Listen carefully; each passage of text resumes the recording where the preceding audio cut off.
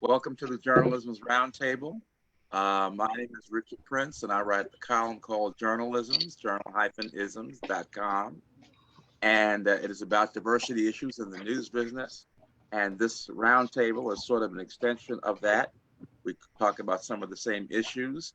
We've been doing this since 1999, when one of our journalistic friends, was going to pursue a doctorate, and we had dinner, and she said, well, keep this going until I, while I'm gone, and still be here when we get back.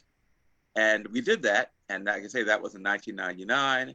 We've been meeting. We met in Washington, D.C., various restaurants until the pandemic, and then we went to this Zoom format. And it's worked out quite well for us because we can have people who don't happen to be, in close by in Washington D.C. area, and we've picked up people from around the country and in some cases around the world. So we want to keep this format now that the pandemic has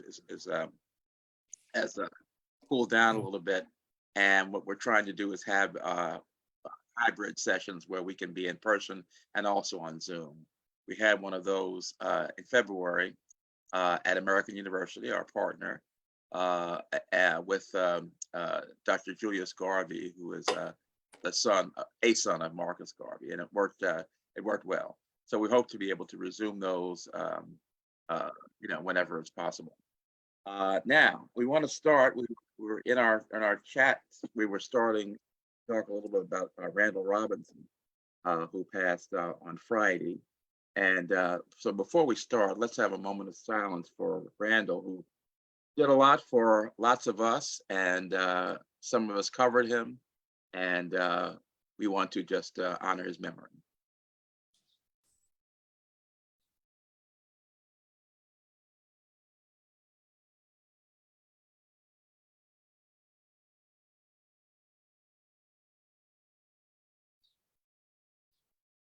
All right, thank you. All right, does anyone want to say just a few thoughts about Randall before we get going? Well, Barbara was just talking about how she was down there visiting him. Let's see. And I'll just say that, oh, go ahead. Did you want to say something, Barbara? Oh, yeah, I was so friendly. He stood up for the emancipation of Nelson Mandela. And I think my mind is sharp on he did this fast for the importation of Haiti so that they could have equal treatment. Because I remember trying to call him and tell him to eat, and but he did stay on that. And during the Obama administration, Pastor Jeremiah Wright took me to see him in St. Kitts and meet his lovely wife and stand on his porch. And I remember laughing because he said, I can see Russia from here. And we visited Sarah Palin. But I was very close to him because I was close to Max Robinson, who was also, of course, the first Black anchor. And very big here in Washington as local anchor before going to right, absolutely. Yes, okay, well, that's good. One other person want to say anything about Randall, Brother Randall? Okay. I'd like to say something, Richard. Yes. I wasn't close to him, but I met him when I just finished college and I'd gone to Washington, D.C. and he was inspirational. It was sort of a look at, oh, well, this is possible. I think that's what he meant to me. He showed me the possibilities, so I was saddened to hear of his death. But, yes, we all are.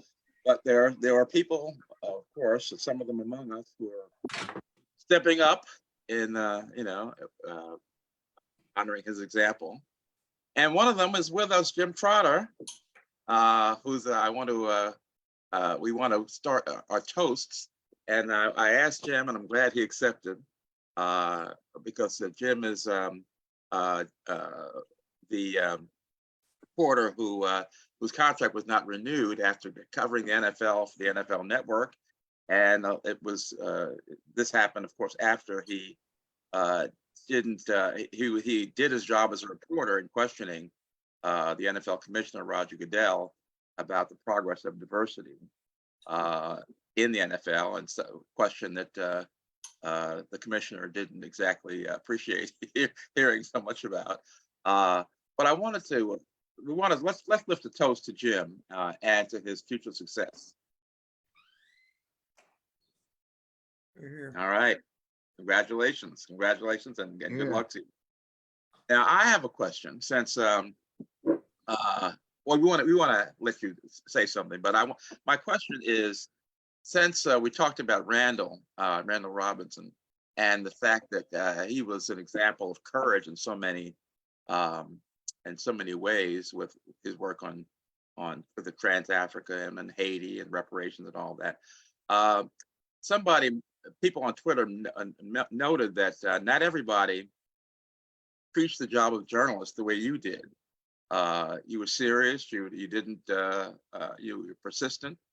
You raised the right issues, and not everybody does that. So my question is, what drives you to act in that manner as a reporter, speaking truth to power and all of that? What is something in your background, the way you were taught? I know you went to Howard. What is it? Your training, or just that's just the way you are? First of all, thank you for having me. I was saying earlier, I was kind of hesitant about coming on. Again, going back to my training at Howard, I was always taught that journalists are supposed to be on the other side. We're supposed to cover the news, not make news. So whenever people ask me to sort of get out in front of certain things, there's always a pause from me. But to go to your point, I think first and foremost, it does go back to my training at Howard. I had two professors who were, to this day, I still think about them. They're both, they're no longer with us. One was Sam Yet, and one was Dr. Lee Thornton. And they were tough, Yeah. There were times I would go back to my dorm room, just wondering, do I have what it takes? And, but now years later, obviously I can see, the method to their madness, so to speak. And so anyway, I just believe that the role of a journalist is to hold those in power accountable and to make sure that their actions reflect their words. And so when the NFL repeatedly says that its core principles are diversity, equity, and inclusion, and the data does not reflect that, then they need to be asked about it. And so I asked them about it, and I asked them about it, and I asked them about it, and I asked them about it. And the most disturbing part to me, look, we all know about what's going on with head coaches. Black head coaches. Blacks are not being hired as head coaches in the NFL. I think there are only 3 currently who identify as Black. There is another one who identifies as a human being who whose father is Black and whose mother is white, but doesn't label himself a Black man, which that's a story for another day. But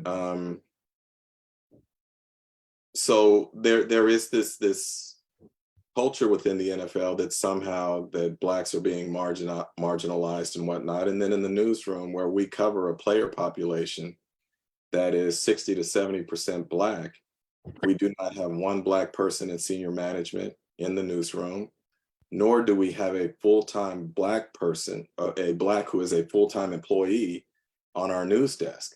And so all of this means that while we are making decisions about how to cover a player population, again, that is 60 to 70% Black, there is no one who looks like them, who shares similar cultural experiences or life experiences at the table when these decisions are being made.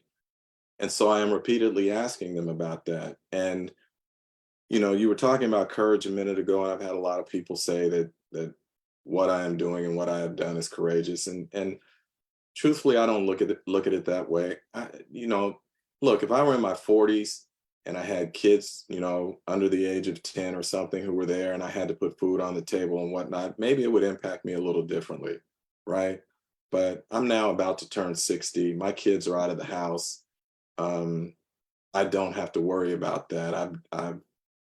I've taken care of the things that need to be taken care of, and so I'm not beholden simply to a paycheck. Having said all of that, I can tell you where the change really crystallized for me. And it was when I was working at ESPN, and it was the first week after Colin Kaepernick, the story had come out that he was demonstrating during the national anthem. He had yet to take a knee, but he was sitting during the anthem. And so the 49ers were playing in San Diego, which is where I live. ESPN had me cover the game. And as I'm doing a live hit for SportsCenter before the game, the sports anchor or the host back in Bristol, Connecticut is talking about the situation and is framing it in such a way that it sounds as if Colin is being disrespectful to the flag, disrespectful to the military, yada, yada, yada. And as I'm listening to him, in my head, I said at that point, you got to make a decision. Either you're going to go along and let it be framed in this way, or you're going to correct the host and talk about what's really going on. And it was at that point I said, I am going to frame this in the way that it is meant to be framed. And from that point forward, what I have said to myself is that whatever time I have left in this business, my purpose is simply to give a voice to the voiceless and to continue to speak truth to power and to hold those in power accountable. And I'm not deviating from that. So, they told my agent back in November that they didn't see any reason they wouldn't bring me back, knowing that my contract expired this month. Said that everyone loved me. They couldn't envision any reason I wouldn't be brought back. Might have to take a pay cut because they were trimming salaries. But then I asked the commissioner specifically about the hiring patterns in the newsroom. And 3 weeks later, that same person who told my agent that we don't see any reason we wouldn't bring him back, everyone loves him, then is asking me, am I in alignment with the newsroom? Which I said, I can't be in alignment in a newsroom that doesn't have any representation at the top. And then was told that, it's tough to fight corporate headwinds, and sometimes you got to compromise. And I therefore listed the examples of where I felt I had compromised. And I told her, but there's one thing I'm not going to compromise on, and that's my integrity. And 3 weeks later, they told me my contract would not be renewed. So here we are. And I'm cool with it. I'm good with it. I'll hold them accountable on it at the necessary time. But would I do anything differently? No. I'm at peace with what I've done. All right. I have a question. Yeah. Who's got a question? Me, Andrea. Okay. Go ahead. Hi, my name's Andrea, and I'm here actually helping kind of cover this roundtable discussion. And I just wanted to ask, is it Mr. Trotter, or Jim Trotter, that was just speaking? Yes. But I would ask. I wanted to ask if you were actually able to obtain any data. I know you were, asking the, people in positions of power, like the commissioner and things. Were you actually able to? Okay, that's what were you actually able to obtain any like physical data, and how were you able to use that to kind of prove your point that there was not enough diversity, being shown or used? I don't know. Okay, I think we got it. Can I say this? Were you able to get data? Yeah, can I say this first? And this is my fault. I thought this was just a community of us. It is, but we are this is on Facebook as well. So if there's anything you don't want out there in the public, then just don't say it. I've said a lot. Okay. Well, that's but- fine. And I said we just wanted to toast you, and we have, and to give you the support from our group anyway. No, I so, appreciate it. Yeah. So Richard? you have that. Richard, Yes. this is Rebecca. Yes. First of all, Jim, I'm going to tell you this right off the bat. You say you probably are not a person of courage. You are. You are a person of courage and commitment, and you're going to make a difference. And by the way, you look great for being close to 60. But here's the thing. We need people like you. I'm also in my 60s. We need people like us to step up and speak out. And I think that someone like you had the courage to step in there and say, you know what, you hired me to ask the tough questions. I can't be your puppet. And that's why I applaud you, because you're committed to this. And it gets to the point, maybe you didn't do it earlier in your career, but when you made that decision and the narrative on Kaepernick was being moved a certain way, you decided back then, oh no, you're not. And that's what you're doing today. You are inspiring others of all ages. Speak up. And there is no voice for the voiceless. We've always had a voice. Even we've always had a voice. We've been ignored. Even people like you who have had the courage. So I appreciate that you came here to tell us all your story and what happened to you, because today, right now in this group, people who have kept quiet because they still fear the bosses, you've inspired them that, you know what, maybe it's about time I get this crap off my chest. If you're going to talk about diversity, don't speak lip service. So I just want to say thank you. You inspired me today. I've always been one to speak out. I've been fired for it too. But guess what? When you're fired or your contract's not renewed, there's other doors waiting to be open for people with courage like you. You just don't know they're there yet, but they will open, guaranteed. So congratulations to you that you have your freedom, to be honest. Thank you. I appreciate that. All right. To answer your question about data, there are certain things that I have, and now knowing that we are live in public, I will keep to myself at this point. But yes, I have. How should I phrase this? When you know who your opponent is, it's very easy to anticipate their moves. And so I prepared myself for this moment. All right. Good deal. That sounds like a lesson for all of us. Okay, one more. We have one more comment or question, and then we will move on. Anyone else? It's Rochelle Riley, and I just want to say I think you put that quite well, and we'll be watching and supporting. Thank you Hear, so hear. much. All right. Yeah, I just want to say this was my same issue when I was thrown out of USA because I was seeking to look at diversity. And a couple years ago, I got a beautiful letter from USA Today telling me how much they appreciated me. You know what I mean? So the wheels do turn around. Fantastic. You know, to be truthful with you, the thing, and like I said, I have no regrets about anything I've done and would do it all again. That the thing that has sort of been chilling for me is that within the NFL, we have what's known as the Black Engagement Network. And it's sort of a group of Black employees within the network, both in New York and in LA. And so I received a call from a member of the group who said that they had all been texting and communicating it once I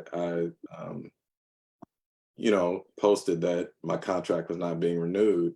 And what the person said to me is that, number one, they were all demoralized. And then said, two, that it was as if a message was being sent to them that they can no longer hold the company accountable, because what happened to me, someone who is established in my field, could happen to them. And that was really, you know, that one kind of got to me, because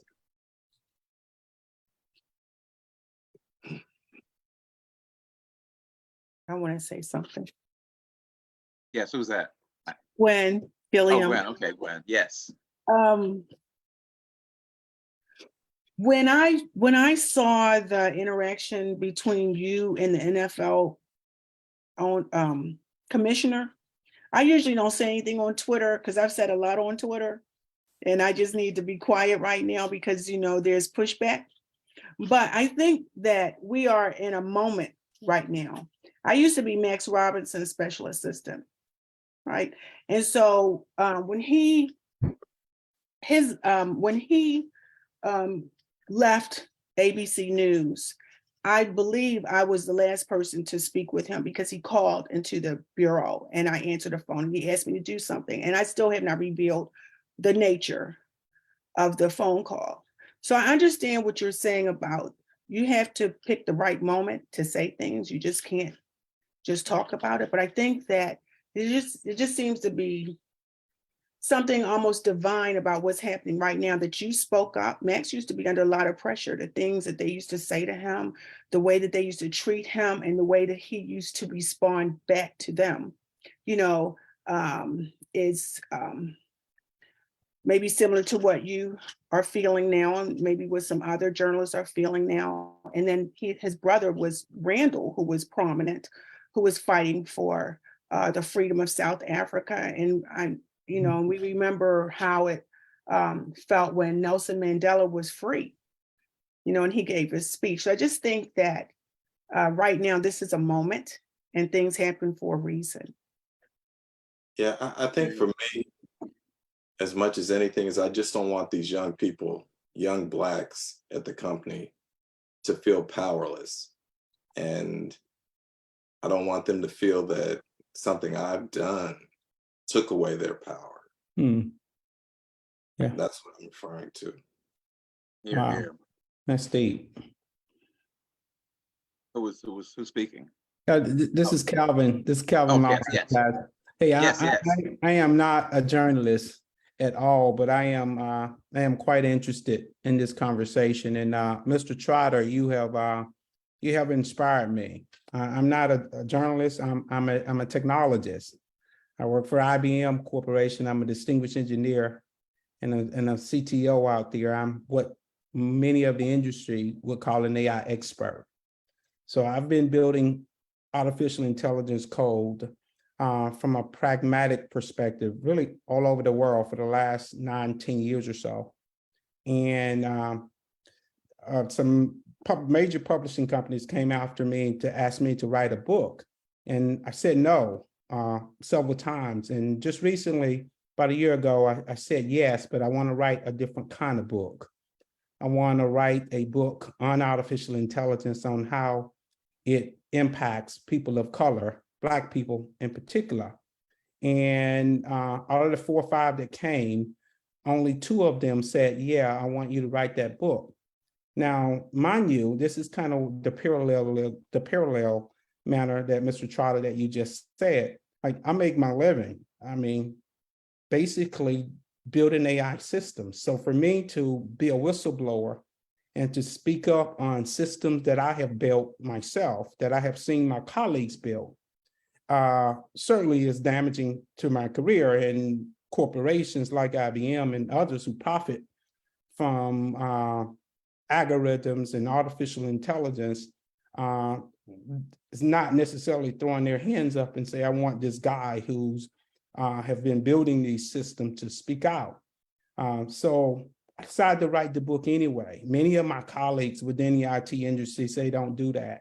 Like, you're gonna burn bridges, you're not gonna be able to get a job, you're gonna tell things about algorithms in the black box that you shouldn't. But anyway, I moved on. I had an epiphany. I had some health issues that basically was impacted by artificial intelligence, believe it or not. And I decided to write the book. And I wrote it. And today I got the advanced reader copies of the book. So the book is going to be published, I think, on April 13th.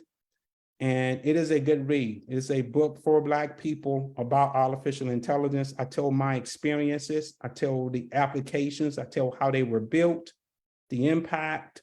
I have a chapter on corporate responsibility versus profit. So I go really, really deep. So anyway, Mr. Trotter, I'm encouraged because I don't get that same level of encouragement from people in the technology industry. Many of us grew up in these industries and we are highly paid, highly compensated. And the last thing we want to do is talk about, or some would say, bite the hand that feeds us. But I, like you, have basically said that, you know what, I'm not, as someone said earlier, I'm not giving a voice to the voiceless per se, because we've always had a voice, but not necessarily in technology. And for me, it is speaking truth to power. I mean, I'm on IBM's AI ethics board. So I get to see all of these applications. I get to see some of the decisions that are being made.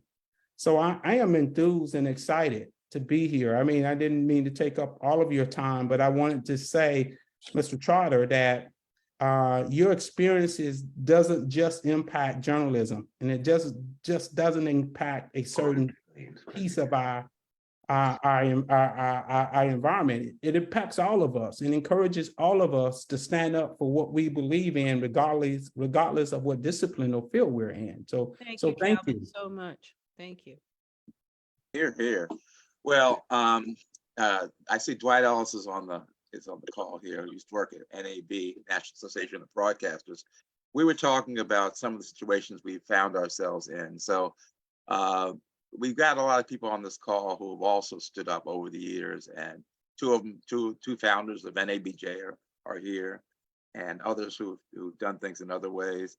And you know, the bottom line is that as people of color, especially, we would not be where we are today if people didn't stand up before us. Yeah. And we have to continue that tradition. So I don't think there's any argument about that.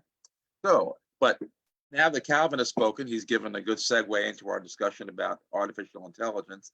I forgot to mention earlier that the reason we have these, I say, is to network and to learn. And in this format, the networking can take place in our chat rooms. So please make liberal use of the chat rooms to send messages to and exchange messages with people individually or to the whole group. And then for those on the call, when this is over, we'll print out the ones that went to everybody, and then that will be something to share. But I wanted to ask our panelists. Richard, I'm sorry. Before you start the panel, is Jim still with us? Yes, ma'am. Greg Morris put something in the chat that I wish he had a minute to say out loud, and I just wanted to make sure that we took a minute to look at that before we began. Well, Greg, why don't you say it out loud now? Please, Greg. Who? Greg, Me? you there? Yeah, I write better than I speak. I'm getting over some oral surgery, and I was so moved by what Jim said. I needed to get something out there. I didn't want to fumble it, so that's why I wrote it. If you want, I can read it, but read it. Okay, okay, just a sec. Jim, don't shoulder any blame because of the righteous decision you made. These young people who are upset need to channel that fear into some kind of action. They need to get their act together, and I speak from experience, and need a wake-up call. They need to stand up. They need to understand their rights. They need to understand just how far they want to go and not go. And that's a decision that I had to learn when I was a reporter at the Democratic Chronicle in Rochester and then Time Magazine, et cetera. So I'm just really moved by Jim. And I think he needs to be cautious. But I know he's going to do something to follow this up. And I think it's up to the rest of us to support him or channel that information. I know a lot of college students who really need to hear that before they even get into the profession. So thank you very much. Thank you, Greg. Thank you, Greg. Mm-hmm. You want to say any more, Jim, about that? Yeah, for everyone here, I just went into the chat and saw a couple have reached out. I'm going to put my email and phone number. So if anyone needs to reach me, you'll know how. But I just want to say again, thanks for having me, and I appreciate all you do. And I've got another call to get on here shortly. So so again, thank you. And if you need to reach me, I'm going to put this information in here. Keep up the Thank you fight. for joining us. Thank Yes. you, Jim. Thank you. Thank you. Okay, moving right along. I see we have our panelists here. We have Renee Cummings and Calvin Lawrence, Nicol Turner Lee, Angie Bush are all here. I saw, and others may, one more may be here or not. I don't know. He's in Nigeria, so I don't know whether he can reach that time difference. But anyway, I wanted to ask all those panelists to take 3 minutes to tell us, we start off with what is artificial intelligence in the first place, and then whatever points they want to make about how it affects people of color and also our practice of journalism. So we'll start with Calvin, since you've already cleared your throat. Yeah, so definitely, I won't take my 3 minutes since I've already taken the 3 minutes. I'll defer. But really, artificial intelligence, right? If you look at it from a practical sense, it's really allowing algorithms to provide to do human tasks, right? So look at it from that perspective, right? AI, if you remove the technical jargon behind it, it's allowing algorithms and code to provide automation and efficiencies in doing human-like tasks, right? So lots behind that, but I'll leave it at that, and we can talk to it. Okay, thank you. Is Nicol? Oh, did somebody? Okay. Oh yeah, there you are. Okay, good. Good to see you. And before you arrived, we talked about Randall Robinson, and I mentioned that I was pleasantly surprised to see that you had been on the board of Trans Africa. Is that correct? Well, no, that's the other Nicol Lee. Okay. All right, good. I'm glad you clarified. So just a funny story connected to Trans Africa and Randall Robinson, a person as a sociologist I've read as an African-American studies major in college, and the work that I've done on equity in graduate school. So when I came to DC, I had to keep the Turner, even though I don't have, even though I've been married twice now, because there was a Nicol Lee with an E, and people used to confuse the two of us. So I'm Nicol Turner Lee, and she's Nicol Lee. Okay, good. Well, thanks. And we both know each other. You say you do know each other? Yeah, we do know each other. So. Very good, very good. All right, moving right along then. We saw each other at a panel on AI a couple of weeks ago, and you're about to write you've written a book, or it's about to be published. So you made some strong points, particularly about the need for anti-racism in this field. So can you use some of your 3 minutes to talk about that? Yeah, no, thank you everybody for having me. And obviously Richard is a rock star among those of us who follow his work and the work of all of you, who I did catch a little bit of the conversation prior to around your courageousness. So if no one ever says thank you, I say thank you, because as a person who works at a think tank, we know how important it is for our words to be conveyed from an authentic place. With that being the case, I'm very excited about this conversation, because at the Brookings Institution, where I'm a senior fellow and the director of one of the centers there, I focus on technology policy. And as Calvin actually described the technical cadence around artificial intelligence, and my dear friend Renee Cummings is on the call as well, part of what I like to do when I look at technology is look at the implications that intersect technology, racism, and social justice.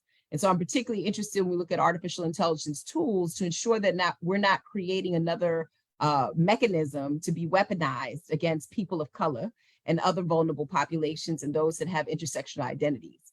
And so AI can be very innocuous. And this is just I could sound like a Black Baptist preacher, so I'm gonna try not to, but I'll say this.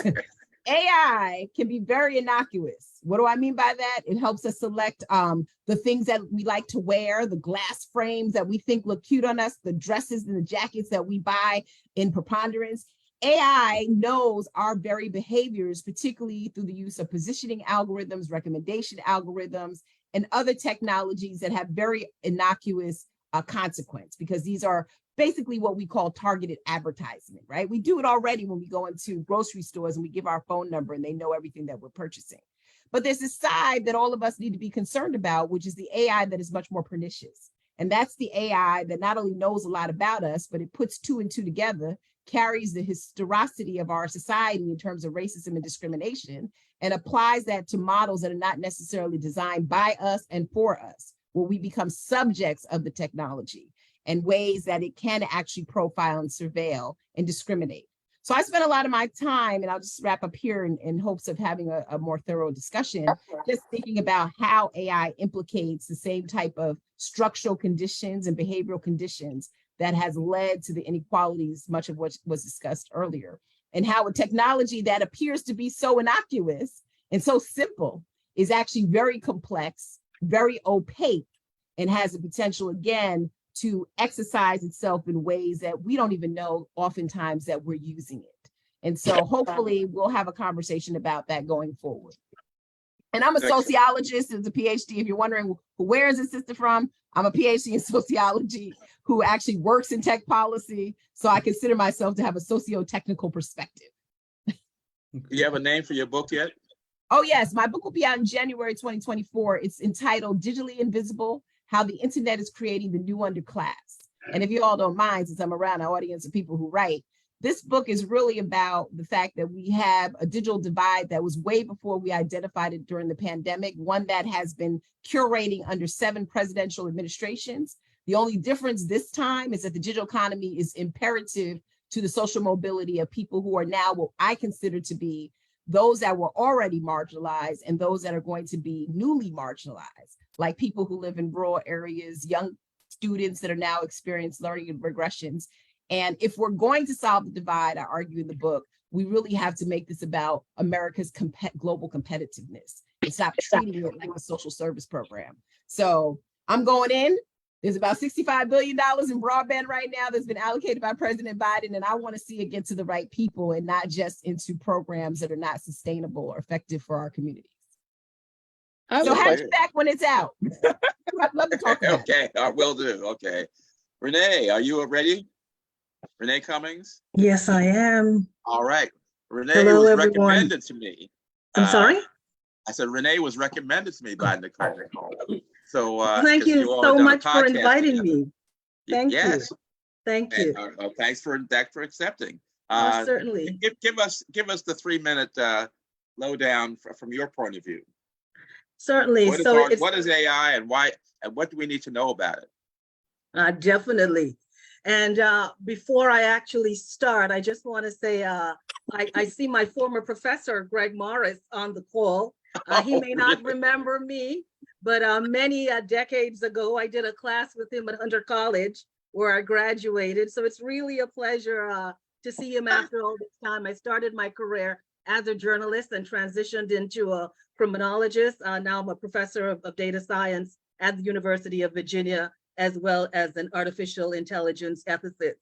So since Calvin gave the scientific and Nicole gave the socio-technical, I will just give the real-time definition of AI, which is this is a technology that's transforming everything in real time, every business model, every approach to the ways in which we do business, just about every discipline, every industry, every sector is now touched by this technology.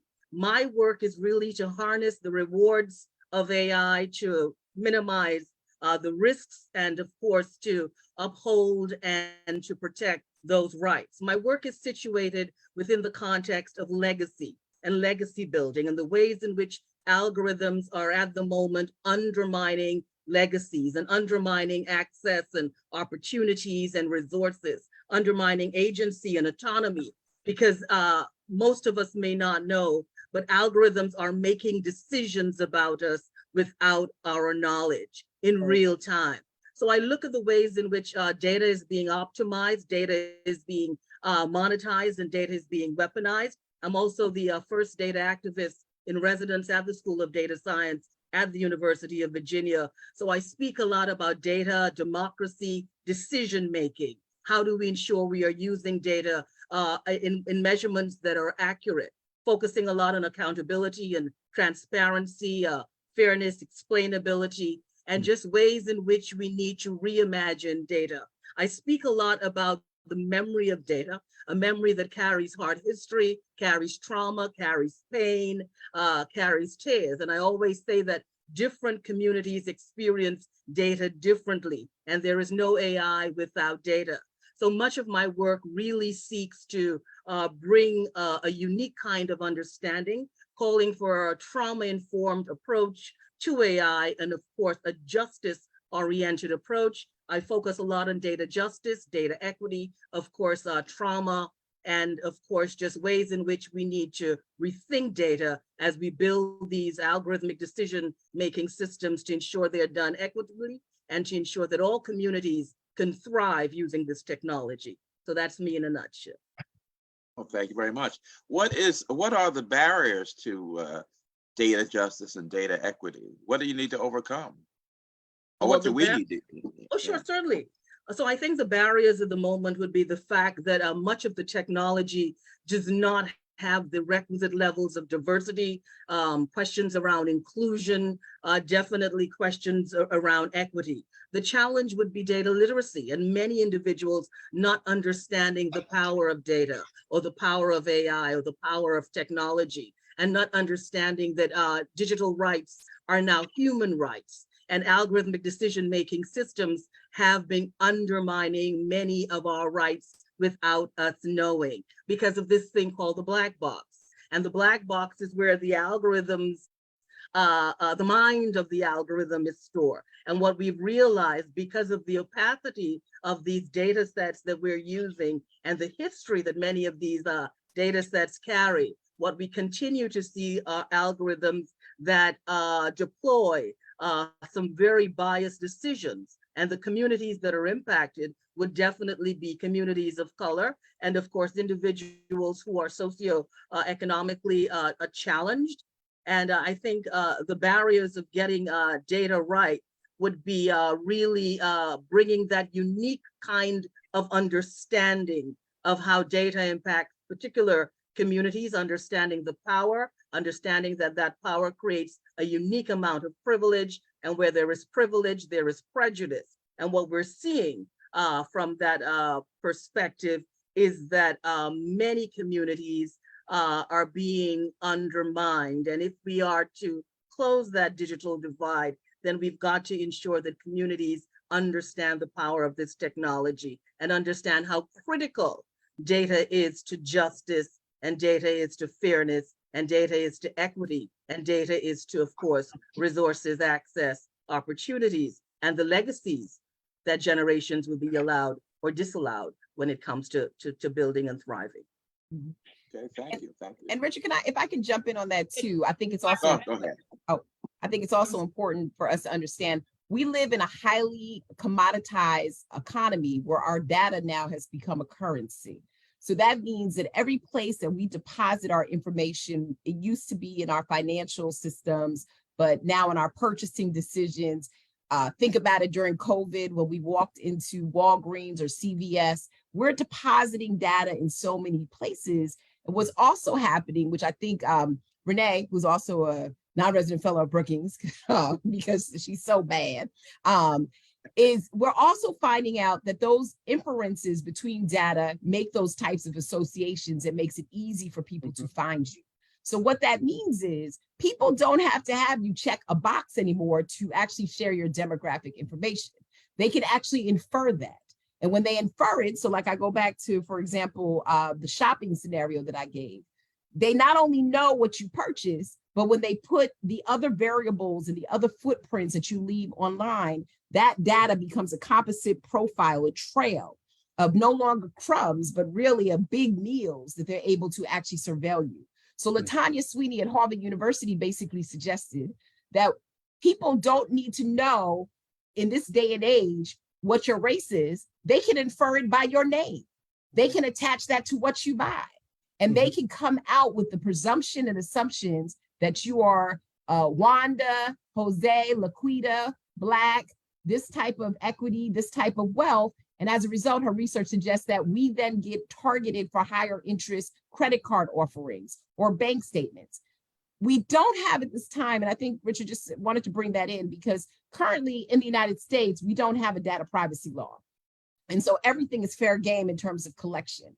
We also don't have a system to mitigate the type of risk that people experience. And one of the things I used to always say when I was a fellow at the Joint Center for Political and Economic Studies, for Black people, the greatest identity variable that we had was our Social Security number.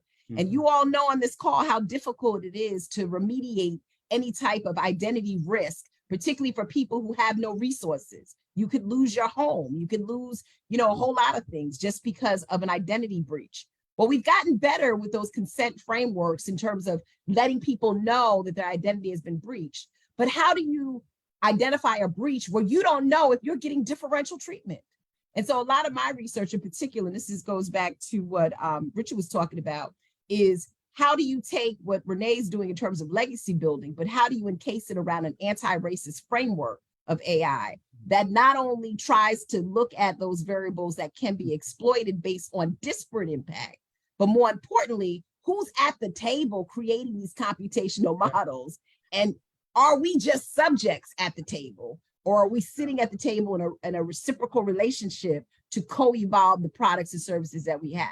So that's why, again, all of these models, they start with this unfettered access to our information, period, right? And from there, and Calvin, I'll let you jump in. I know two women, I'm sorry, No, go on. I'm actually enjoying this. I got my kids in the back. I'm good, everyone. I am enjoying the conversation, please. But go ahead. But I wanted to add that in for people who are listening to just let them know that the data economy is wide and strong and deep. Go ahead, Cal. And this is a really good conversation. And I'm solely not an academic. Are you guys there? Can you hear me? Yeah, we're here. Yes. Okay, cool. Certainly not an academic in this space, but I am someone who's built thousands and thousands of lines of code and lots of algorithms and been a part of many teams. Well, I will say this, a couple of points I'll make. I've never, out of the hundreds and hundreds of applications I've built, I've never been on a team of more than 2 Black people on a design team, ever. How many people are on the team usually? So you're talking about teams of 15, 20 people on these exercises. So my point is to these young ladies who've just spoken is I co-sign that. Absolutely, right? Because from the time that we go and talk to a client, let's just say we go pick your favorite retailer or your favorite soft drink manufacturer. We go in, they bring me in and a team of people. And we go in and we call it a requirement gathering phase. They get to tell us what they want to do. And then we get to likewise go off and build it. The problem with that is that if there's no diversity in the folk who are actually giving us the requirements, information becomes data. We take really good notes and we go back into our huddles and we build code. So this is my point. Before the first line of code is written, it's already biased. It's already been tainted by a perspective. I have lots of examples. We take human behavior. If a taxi cab driver is not accustomed to picking in their minds, they're gonna bypass Black folk. I know that because that happens to me all the time. Not as much now that Uber is around, but in the day, it happened all the time. Well, I go back to New York City and start building applications for the taxi cab drivers. Guess who do they have in the room in the design thinking sessions? Taxi cab drivers. So they're giving us biased information. So that's the first thing. Secondly, even if you as a designer and a developer build unbiased code, even if we do all of the things that we just talked about, and we somehow can get above these socio-economic issues that we've had, like Jim Crow and slavery and redlining and all that, even if we can get past that, the code is still subject to be biased because in the technology field, we have something called data drift. So analytics will always drift the code. So if you're not constantly churning and analyzing the code, it's a full life cycle. It never ends. what corporation is willing to spend the money that it takes to ensure that their code is not biased? It almost defeats the whole purpose of AI, because AI is about efficiency. It's about automating efficiency, which saves money.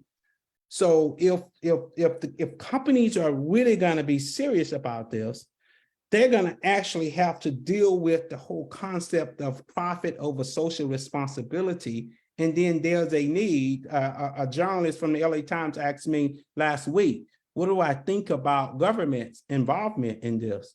Government has a huge role in this. It won't happen without it, right? How are you going to tell a corporation that they shouldn't be concerned about profits when the main reason that they're in business is to be profit oriented? So for them to be concerned, overly concerned, it's not that companies are not concerned about bias. I do think they are concerned, but are they willing to spend the money and spend the time to ensure that the code is not biased?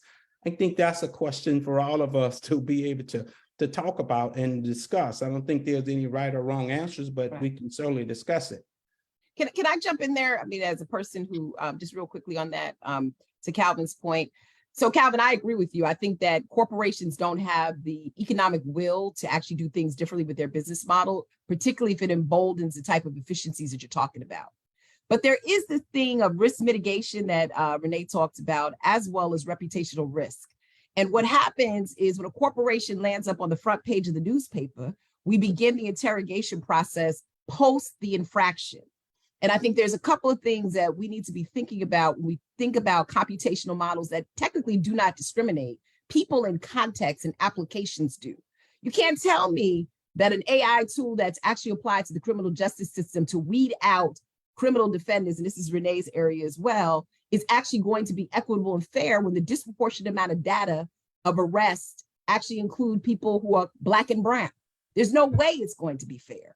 But this motive of efficiency has sort of blinded the fact that we need to do something. I mean, I think one of the things, again, for this group, because I know this is where you are as journalists, is first and foremost, we have to determine the agility of our civil rights laws, our fair housing, credit, and other equal opportunity statutes to ensure that they actually apply in a digital domain. I've been pressing that as a policymaker, that we need a commission on that, because we keep skirting around the issue that these structural grievances actually occur.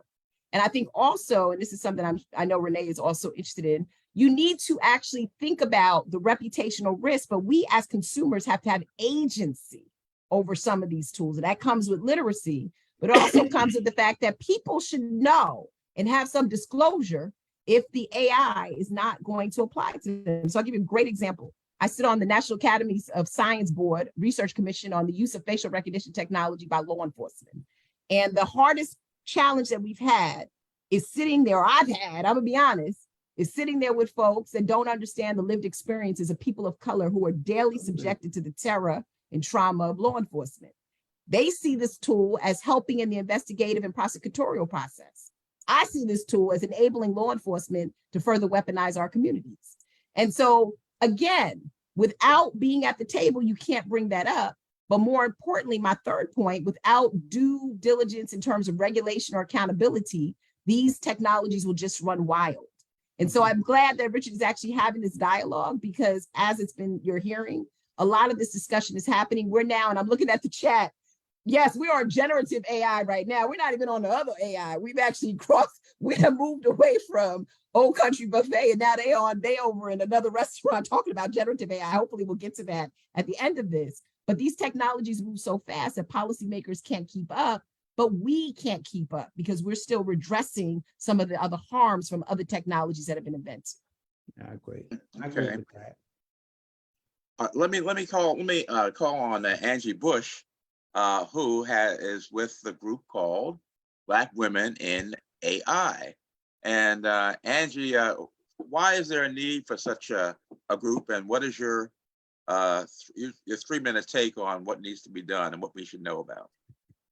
Well, good afternoon or good evening, wherever you are in the world. Thank you so much for inviting me to be here. My name is Angel Bush, and I'm the founder yes, of Black women in artificial intelligence. And our mission is to educate, engage, embrace, and empower Black women in the artificial intelligence sector. And where I land in all of this is primarily about access and opportunity. I don't want us simply to be consumers, but to be creators as well. And that is where I land. And those are the doors that we are looking to open. We started in August of 2020, and now we are a global organization where we have members on 5 continents. And we have developed wonderful partnerships with some great organizations such as NVIDIA, Capital One, Amazon, and so many others. It's been 2.5 years, and the doors have opened where I have not had to apply pressure. And so again, these are the things that we're looking to do to make sure that we're deeply embedded in the ecosystem of artificial intelligence, so that when you think of creating a system, you're thinking of Black women in AI. When you're thinking about the ethical ramifications, call us Black women in AI. Because as I've always said, you know, they call it the 4th Industrial Revolution, and you can't have a revolution without Black women. And so that is what I am here for. All right. All right, very good. Andrea has a question as well. Go ahead, Andrea. Yes, I had a question about one sorry to Mr. Calvin, in regards to how you mentioned that code has a biased perspective, and I know earlier you talked about AI being something that is used to replace human tasks. But isn't the code something that is manually done in terms of, like, you know, by an actual programmer? And if so, how usually code is like zeros and ones and like set formulas. So how can code actually become biased? And then the other question is how can journalists use AI specifically when doing stories and things to be more I don't know, to expand their storytelling, you know, for their readers, you know, because it seems like there is a difference between AI and data. I don't know if that has been clarified.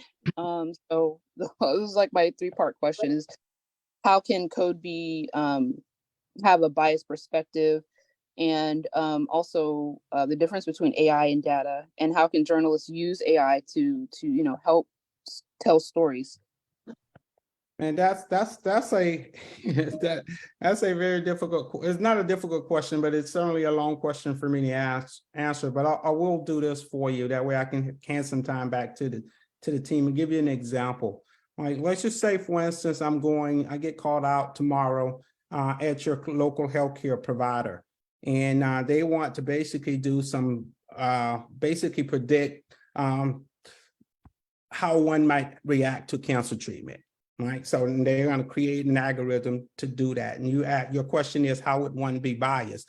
Let's say, for instance, that in order for when I get there, they told me that I have 20 petabytes of clinical trial data that I'm going to pre-train the model. That's the thing. That's the difference between AI and other algorithms or other programming languages like Java and C++, which we kind of grew up in, is that with AI, you basically pre-train it, not necessarily to replace humans. I don't think I said that, but either to replace or to augment human behavior, right? Okay. So let's just say, for instance, I pull a lot of clinical data to make that prediction. Well, we know as Black people, we don't necessarily go and run to do clinical trials.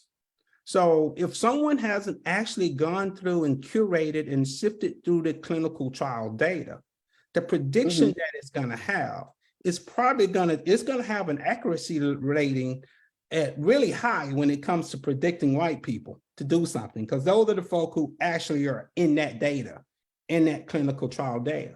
So what normally happens, No, go, please, if you got a question. That way I So, can so stop. it matters on where you're getting the data from and who you're asking about the data.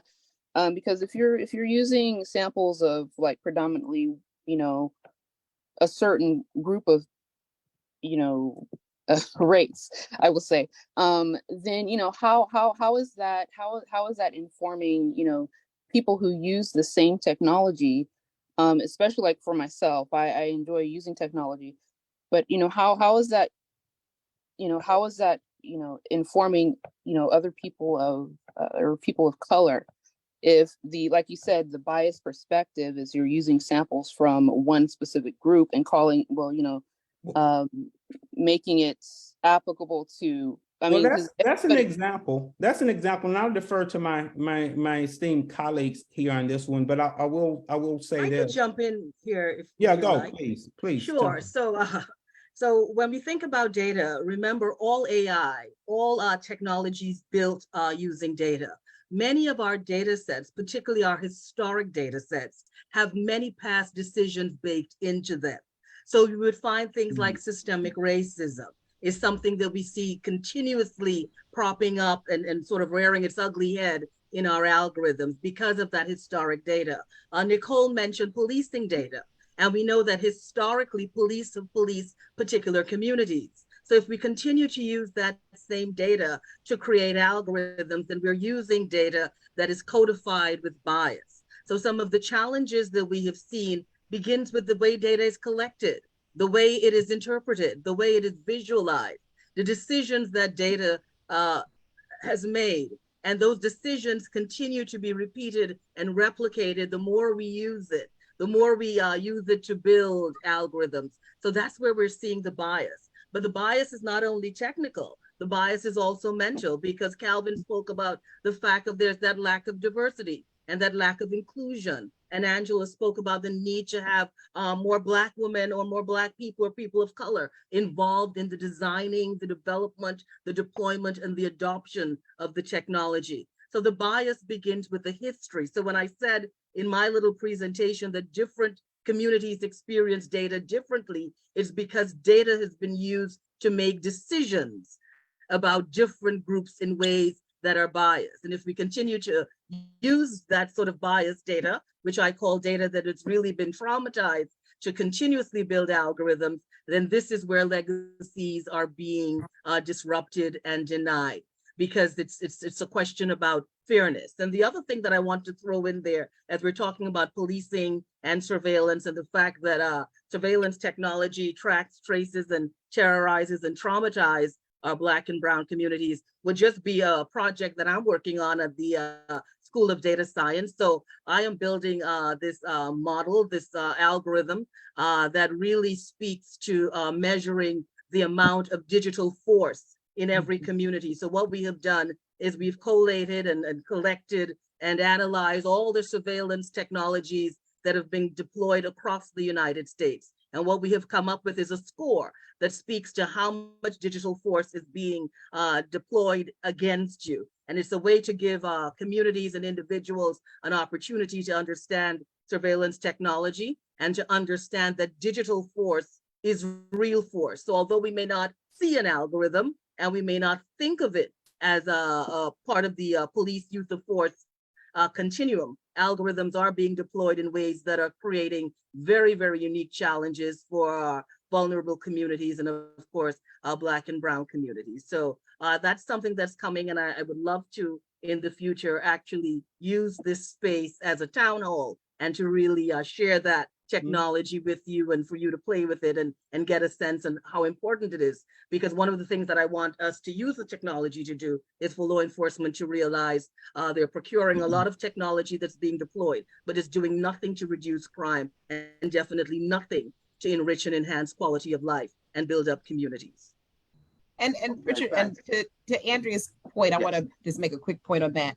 So I think as a social scientist, we always have to interrogate the data. We have to interrogate the source. We have to interrogate the representation. You know, I always tell people as a sociologist, one of the first projects that I did in DC was the National Minority Broadband Adoption Study in early 2000 when I was at the Joint Center. And I remember going to the Pew Research Center, who was the premier repository of internet research, finding out that the sample of Black Americans and Latino Americans was less than 2 to 3%. So what did I do? I couldn't use that data and tell a story about how we use the internet. I had to actually go out there and, as we all know is expensive, oversample people of color. In fact, we just put out a report where we oversample Blacks and Latinos in the Deep South to understand their broadband access. I think with that being the case, we're in an environment, an ecosystem, and this is to your point, Andrew, where there's a lot of interest in AI for efficiency purposes, but it's also being done in a way where there's what we call permissionless innovation, which means that it may not be representative, it may not be scalable, but we rely upon that resource. How many of you, for example, have tried to use some of the Google polling data? I tried to use that Google polling data to do some digital divide work. Then I realized all the people on the digital divide weren't on the Google polling data. They're behind the firewall. Exactly. So I think you have to constantly interrogate the data sets in ways that you look at the technology, yes, for efficiency, but you have to scale through it to ensure that you're getting what you need and you're addressing some of the things that my colleagues have also mentioned. I think the other important thing, and I think there's a lot of conversation, for example, about generative AI. People also don't understand that some of these technologies that we're talking about are based on past history data. They're not necessarily based on current and future data. They're based on past history. So almost like generative AI, and Richard heard a panelist on a conversation we had recently say that the eyes are in the back of the head. But we take the eyes in the back of the head and we treat it as truth. And so again, we have to just be really exercise our own agency to know how these data sets are developed, how they evolve, and what portion of it is truth. As journalists, you're in the truth fact-finding business, right? You are to be that arbiter of the interpretation of that material. And one of the things that we find with corporations is that they want to, again, exercise permissionless innovation that normally ends up with permissionless apology. And so again, you've got to continue. I tell people who are at the think tank that I'm in and my civil rights peers, we're dealing with a technology that makes it easy, but not for everybody. And I think it does require some extra exertion to really go back in and create these points where you audit that data, you check it to ensure that it's actually as efficient as it says. Hear, hear. Okay. One of the things that, one of the things that the young lady mentioned also was how it affects journalists. And one of the things that I have been truly talking about in particular on Twitter is the digital humans. I think it's important for all journalists to pay attention to digital humans. They are utilizing them in China. And I've put up several posts with digital humans doing the news. So understand that this is going to affect the media. And we also have to look at the bigger picture. If I create digital humans, AI, of all different races, guess what? I don't have to answer that call of diversity, equity, and inclusion because I have that representation in my newscast. So when we are talking about this, and I talked about this at NABJ last year in Vegas, we have to be careful, those of you who are journalists, to look at what is happening with ChatGPT, with BARD, and all of these different AI initiatives that are coming up, and really be careful when it comes to this. Make sure you are embedded in the system and are prepared to pivot. Again, digital humans are coming to the news. ChatGPT can write, the different things that you need to write, whether it's a blog or newspaper or what have you. So pay attention to what's happening, make sure that you are part of it and you're not just looking at it. You're not just a viewer, but you are a part of this process. Richard. Any particular. You hear me? Nope. Wait, who's speaking? I can't see. Jube Shiver. Oh, Jube, yes. I'd be interested, since many of us here are journalists or former journalists, what people think of the coverage of artificial intelligence, because I find it baffling, often inaccurate. For example, ChatGPT got passed the bar exam. Well, each state has a bar exam. So which bar exam are you talking about? And I'm also concerned that, we're looking at the next new bouncing ball instead of looking back at the harm that current technology is doing. For example, I mean, this platform that we're on now, Facebook, you know, promotes conspiracy theories, makes money from appropriating people's personal information. So I'm just curious about what people think about how the news coverage has enhanced or detracted from their understanding of artificial intelligence. Well, I think it's interesting. This kind of goes back to this discussion, Jube. I think one, yes, we are seeing an influence in terms of the editorial process, the writing process by ChatGPT, because it's a very hypertextual language, and generative AI, again, looking back, is able to scrape the best of the best, even though it gets it wrong. I did a ChatGPT inquiry about myself and it got it all wrong. But the bottom line is, I think it was looking at my first husband, because it was like telling me I was married to about 3 people. But that wasn't really the case. But what I'm saying on that, it is a challenge. And part of the challenge that we have is that the train has left the station. And as has been mentioned, it's so much embedded in a lot of things. And for journalists, things like ChatGPT, social media platforms, machine learning algorithms are also prioritizing content. So we have a content moderation issue in terms of how it gets delivered to consumers and what makes it to the top and what makes it to the side and what doesn't make it at all. On top of that, we also have a digital divide, which most of us are affected by, and we're not even part of that economy that we're talking about when it comes to AI. So I think, you know, in terms of coverage, what makes it even more difficult is that the technology has transformed, and this goes back to that earlier question, it's transformed industry, right? It's transformed law, it's transformed journalism, it's transforming education, as Renee said earlier, but it's also making it harder to sort of disaggregate what is the technology versus what is, you know, something that is evidential, which we can actually put our finger on. It's also making it harder for individual civilians who have been highly reliant upon the news to determine what's a qualified source. We just recently did a podcast on this, and I think it's of interest to this group, talking about how does free speech and journalism survive in a highly digital economy where there is really no validator of the news, but there's also no media ownership of diverse outlets that can actually counter the misinformation, which is another area that we don't talk about. That's that agency side. Where do people get their news, and how do we play a role in making sure that the news that we deliver, because we don't own any of these platforms, unfortunately, right? We don't have a copyright. Raise your hand if you have a patent, an IP, or any kind of thing in these platforms. You don't. We're consumers, as the sister said, with regards to Black women AI.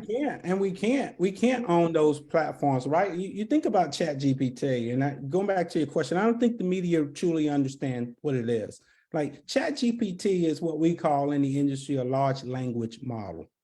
It takes, in order to, and for OpenAI, when they created ChatGPT, they trained it with 800 gigabytes of data. That's how much it was trained on, 800 gigabytes of data. So let's take the consideration, all of the commentations the comments that we've made about how difficult it is to be able to debias or unbiased small kind of academic level types of algorithms and data sets. How are you going to do it with 800 gigabytes of data that was retrieved from the web? The problem with large language models is that it's expensive. It's expensive to store, and it's expensive basically to train. That's why the large corporations, they're making money off of large language models. Go and check, every major company, tech company, has a strategy for foundational models, large language models, because they can sell their products and their storage. So you think about ChatGPT, it's almost impossible to determine whether or not it's biased or not, because it's not like these conversations we're having here now, where you just got a small subset of data that you can run your cool tools to go through it. How are you going to do that with 800 gigabytes of data? What school? Can the University of Virginia do that? Can the University of Georgia do that? No. But Calvin, you can interrogate the bias. I mean, Renee and I were at a conversation with the ChatGPT, and I'm gonna tell you why. Technically, the cadence and the configuration of the technology is hard to sort of embark on a disaggregation. But there are two things that we have agency over. One, if we call out the fact that first and foremost, language is a powerful tool. And a good portion of our community is never going to use ChatGPT because it wasn't written for us. It does not recode the language the way we speak. It doesn't account for dialect and other ingenuities that come with our cultural expression, our lived experiences. That's the first thing. But the second thing is we can choose not to use it. I mean, I think part of what's happening with these companies is that we are giving them the space through permissionless innovation to put us on the menu of their products and services, as opposed to figuring out ways to make this a civil rights concern. We need to be at the table. Journalists need to be at the table. When we talk about the need for federal privacy legislation, we talk about the need for guardrails against surveillance. We need journalists actually to write about this stuff. I saw somebody put in there, we are experts. We will help you write the narrative. Because I think, to your point, Calvin, part of what both Renee and I and others on this call go through, as well as yourself, we can't throw up our hands, because the distinct and precise discrimination that is happening through these technologies is worse than the discrimination we experienced when we saw it in our face. More so. I mean, and like for GPT, right? We can decide not to use that, but that's why I made the point to say large language models, because the large language models is really what the technology is. ChatGPT is. Calvin, did you define large language models? I was distracted. Did you define the term large language models? So really, large language model is this whole concept of kind of supervised type of algorithms. So basically, the idea is that you can create and pre-train a model. I'm gonna give you the layman's term. You can pre-train a model from data that you pulled from a place that you don't own. And that's what ChatGPT does, right? It goes and scans the internet and pull this unstructured data out there and create this large model, if you will. And the whole idea behind this large model is it's a kind of an unsupervised learning type model that now you can go off and start building output that you didn't particularly expect it to build. So you can create an image from images, and the images that you've created is unlike the image that you gave it. So you can start making these it's this huge neural network, if you will, that you can actually go off and start building new types of code, new types of language models. And we call that in the industry a large language model, and you pre-train it with lots of data. So what's actually happening in the industry is that the Googles and the IBMs and the Coca-Colas of the world are creating curated models. So as opposed, they know that it's going to be very dangerous to use the ChatGPT piece, but it's not dangerous to say in healthcare, we're going to create a ChatGPT for healthcare. And you can ask it healthcare questions, but if you ask it a retail question, it won't be able to answer it.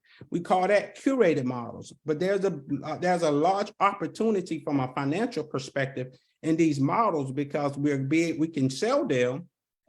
We have industry models, right? We've been creating industry models for, tens of years or so. So we're taking these industry models and the data associated with it and creating these curated large language models, which is kind of the next phase of what you're going to see. And that's why I made the comment earlier.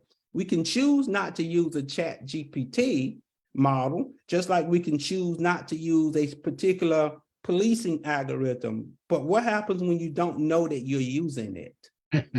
What happens when you don't know that you're using it? Meaning that these daily tasks that you would normally do are being funded, if you will, by folk who have created these large language models. And I think that's the next phase. Richard, I'm curious, how many on the call have had any experience with this ChatGPT? Oh, 1, 2. Okay. Richard, if you look in the chat, you'll see that I actually entered a prompt today to ask questions for the session tonight. And if I could go next, I'd really appreciate it.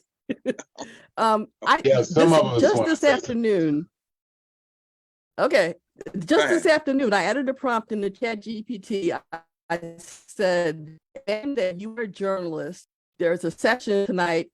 I entered each one of tonight's guests and their title, and I said, what questions would you ask them? It responded with 10 questions. I posted a link to it in the chat. Go look at it. I'm only going to ask for the questions, so we don't have time for 10 questions. But I also want to say, and I hope I'm not breaking up, professor of journalism from varsity. I'm retired. I had nothing to do but look at this stuff. Just today, I was on Bing, Bard, ChatGPT, Midjourney, and Stable Diffusion, trying to sort out what all this stuff is. Okay, and it's really fascinating. Now, I'm going to ask question 6 if you have the file open. Question 6 is, how can AI be used to combat disinformation and misinformation in communities of color? And what are some of the potential challenges in implementing such solutions?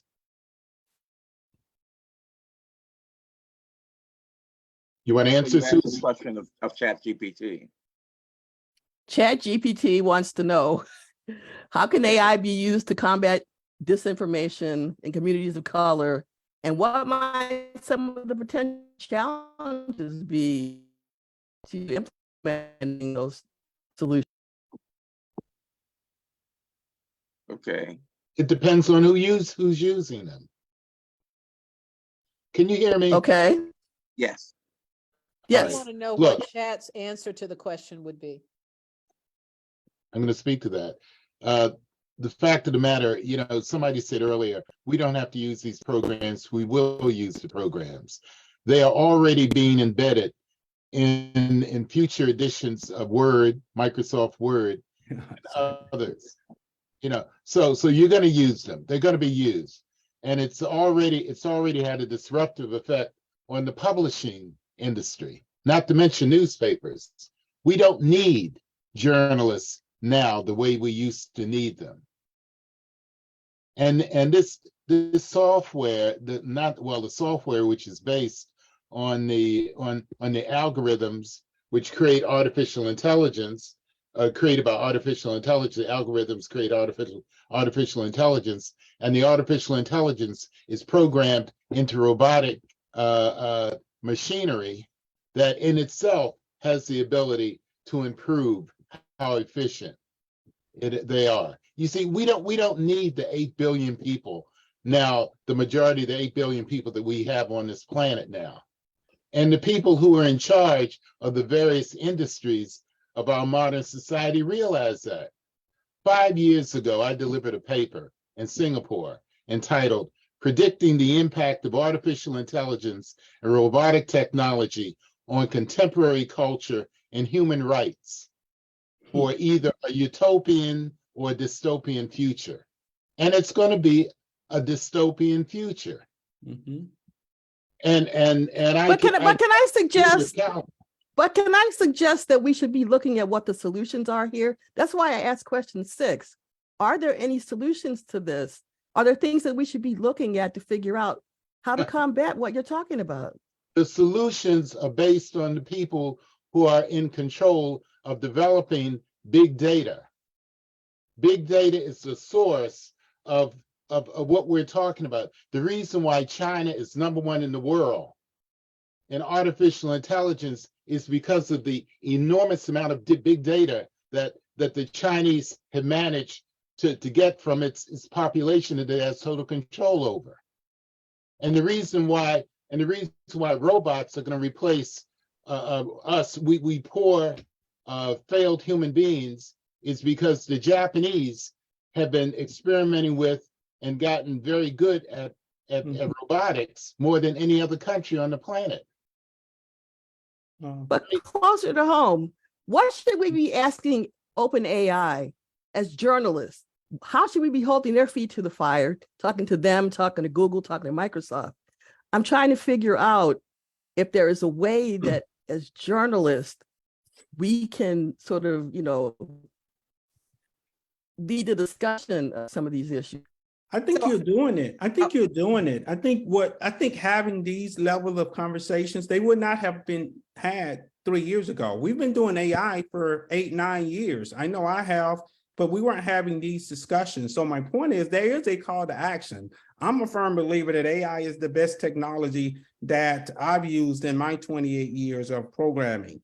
AI is a fantastic thing. It just needs guardrails, and there's this call of action, right? We call it explainability, meaning that we just can't assume that just because something is what we call a black box, that it just made a decision for you, and it wasn't a human person. It was an algorithm that said that you were not going to get that loan when you knew that you should have, then it's incumbent upon us. And what you are doing as journalism, journalists, is that you're spreading the word. You're encouraging us. You're giving us the tools, as you have always done, to stand up and make a stand. And whether it's to government, to whether it's to that bank that denied us for a loan that we know that we would have normally gotten if it had not been for this algorithm. So again, I think what you're doing is there is this call to action. That's what these books, that's what these conversations are. We're not futile. We're not throwing our hands up and say, hey, we're you know. And I just want to add something there, Calvin. I think the call to action is data justice. And that's what we've been seeing. Data activism and data justice and communities understanding the power of that data and understanding that AI is the way in which we are communicating now, and it requires a requisite amount of literacy. And AI is not new. AI is about 50 years old. I mean, it has come in so many different versions. But the challenge is this: how do we get communities talking about AI ethics? And one of the things that I focus on is responsible AI, trustworthy AI, and really ensuring that civil rights and human rights and digital rights are critical to the conversation. I, like Calvin, very committed to AI, spent a lot of my time with CEOs, a lot of my time. From tomorrow, I'm in 3 states in 3 days, just talking about AI and talking about data and just having all different types of conversations with very different types of groups. And just using my voice to ensure that we are heard. When we think about AI, I don't want anyone to just leave here thinking that this technology is something to be feared. It is something to know and something to understand. You need to be aware of it. You need to understand the ethical questions. You need to understand the limitations of the technology. It's not magic. It is just technology, and it is something that is here. It is going to come in more and more powerful ways. It has extraordinary promise when it comes to climate justice, when it comes to healthcare, when it comes to just about every industry to do something amazing. But at this point, I just want to ask Irvin Washington, because I know his hand has been up for a very, very long time. So Irvin and Barbara, if there's something that you all wanted to say, yeah, sure. I guess you could jump in. Yeah. I'll defer to Barbara. You were before me. Barbara, you have to unmute. Yeah, so much to talk about because I'm also. We don't have that much time. Okay, I'll try. I've written a book that's going to be published, but its main focus is spirituality. And one thing I'm thinking about is the singularity, and that's of course is the feeling, not the feeling, but the philosophy that eventually AI is going to be smarter than humans and will be able to dictate. And just so happens, I went to the chat GPT and I asked the question to it. And I said, do you think you're smarter than humans? And the answer was, of course, we are smarter than humans, but right now, we are not programmed to overtake you at this moment, which didn't make me feel very good. But you also dealing with robotics, because this is very much a civil rights and an economic issue, because millions of jobs are going to be displaced, and we are going not to be the favored worker, because robots don't go to lunch, they don't go to vacation, they don't have unions. The next people on the totem pole is us. And I have the fear that we can become a new human junk pile because of robotic displacement. All right, Irving. Thank you. You answered some of the questions here. This is for any of the panelists, non-specific. I think one thing I'd be curious about, and you mentioned some of the stories journalists can do, a lot of times, particularly sort of in these nascent technologies, the debate is framed around what if, what's the harm, what's the future? And then it's pushed up against, is it threatening the free market or freedom of speech, like all the things we actually value about the country. So we end up focusing a lot of the stories on the what ifs and we actually don't get around to the harm it is causing until I think someone mentioned after the fact. And so is there, in what you're seeing in your work, are there ways or stories a little bit more specifically that you're seeking that can cut through the what ifs to say, this is a problem, even though it hasn't come through yet? Like, how can you sort of break through the weeds of, again, debating the what if could harm this particular technology and the people it hurts? So I'm going to jump in because, as Barbara said, she's working on her book and I got to get back to my book. I'd love to spend more time with you all, but then I'm not going to get my book published. So I want to actually speak to, I think, Barbara and Irving's comments, and then allow my colleagues to speak. So when I was growing up, we used to watch the Jetsons. If you all remember, there was George Jetson and his wife, and they drove around on autonomous vehicles. And then if you remember, right after that came the Flintstones, and Fred rode around with cars on rocks, and everything was really static and non-transactional. Well, guess what? The Jetsons, we didn't think it was going to come true, but it did 30, 40 years later. And this is just the beginning of how we're seeing these technologies sort of change the way we live, we learn, we earn, we love, we communicate, we worship. And the pandemic really highlighted that technology could actually become a tool that we could be dependent upon. So I do want to suggest to everybody, yes, the train is left the station. I'm a little bit more pessimistic than my peers. I'm not a scientist, I'm a sociologist. I look at, as sociologists do, the structural impacts. Renee is a sociologist, she understands, but she leans more on the data scientist side, which I know a little bit about, but enough to be dangerous. For me, it becomes, what is the sociological context in which we're deploying these technologies? And how do these technologies fare with the things that are important to us? The preservation of civil rights, of housing. So to Irvin's point, how do these technologies show up? You know how they show up? We're using deep neural network AI models to do pre-screening on applicants before they apply for a job. We're asking applicants to essentially send in videos of how they communicate, and the AI is determining that Black men and Latino men are not suitable because they don't have eye contact in those videos, because they don't smile enough, because the technology is trained to look for those certain biometric cues. We're using AI and facial recognition technologies. There have been 3 instances that we know about, notably, of 3 African-American men, 2 in Detroit, 1 in Woodbridge, New Jersey, who have been misidentified by facial recognition technology by law enforcement, who have overlaid that as a new shiny object for investigation. And in all 3 instances, and there are countless others that came just last year, what we have actually found is not only were those people arrested, detained, but they suffered consequences beyond just the arrest. Because as we've said, any type of interaction with law enforcement is never good for us. One guy arrested in front of his children. The other one, who was arrested and misidentified by the facial recognition, had another prior conviction and then had to spend more time on an unrelated case of misidentification, and another person who suffered a stroke. So these technologies are showing up. We're just not reporting on them. And I think this has been a really fascinating conversation about a couple of things. One, how do we tell those stories so we pique the interest of folks who are trying to interrogate this technology? And 2, what do journalists do to understand both the opportunities and the limitations? And what does that look like in a space where we are constantly relitigating our narratives? Listen, when I was at Northwestern, one of the things that we learned about journalism in my sociology courses was that in Chicago, when there was an arrest, they always put up the picture in the face of the Black man.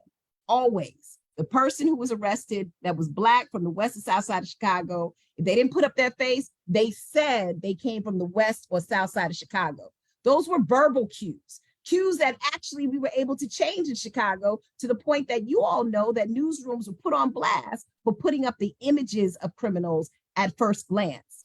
Now we have AI and we can't control it, because it's not just happening on your broadcast news, but whatever content you want to hear, whether you are Black or white supremacist, you are going to be delivered that content based on how these algorithms work.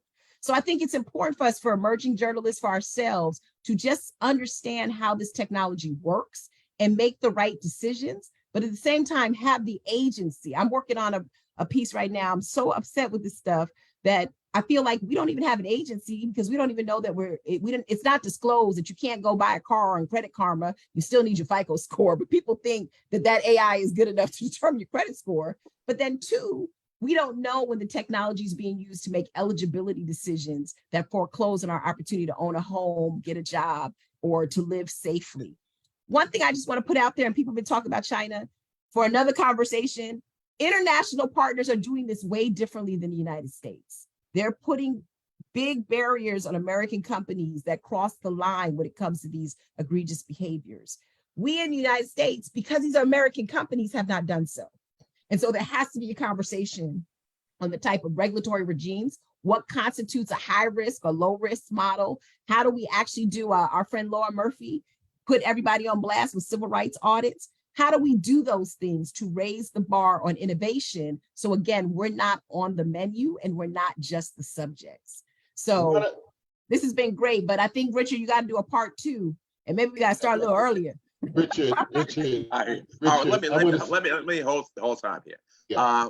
We've been joined by a new newspaper top editor who we wanted to toast, and also now that he's been here listening to this conversation, get the perspective of a newspaper editor on all of this. So let's raise a toast now to Leroy Chapman Jr., who is the new editor-in-chief of the Atlanta Journal and Constitution. And we want to celebrate that and then hear from him about how this all looks from the editor's chair. So congratulations to Leroy. We wish you the best. And we want to toast you and then hear from you. So here. Yeah. Well, hey, well, thank you very much. And I apologize for being late. The first thing I got to learn about in this new job is how to manage a calendar. And it got real full real quick.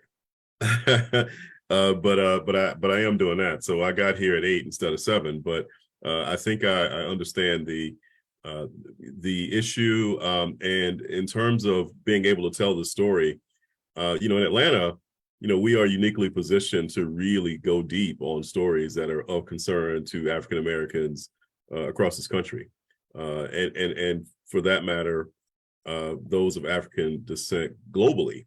And not only that, we've got companies here. I mean, this is a place that is a hub for data, that all the big tech companies are here and have some presence in Atlanta because for many reasons. Of course, the diversity is one of the things that drew Google to us, Microsoft to us. Of course, we talked about the credit bureaus, and Equifax is based in Atlanta. And so there's plenty, I think, to talk about in terms of the application of this and some of the disparities that it might heighten and increase, and things that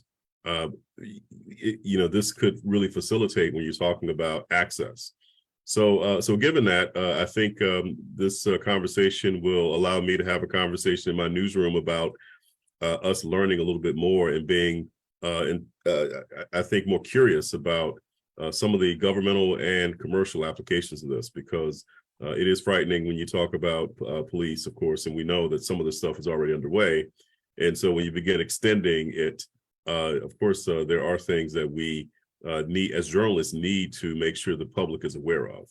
And also, too, I think on the commercial end, already in a place like Atlanta and many other big cities, when you think about the access to things like home ownership, being able to participate in our economy fully, we have a problem in Atlanta. There's a huge opportunity gap.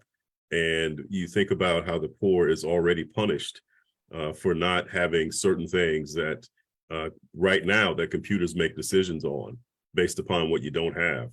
And if that is going to accelerate perhaps with this, and you're going to be able to use data that can make even more nuanced decisions that will be against you, I think that's something that our people need to know.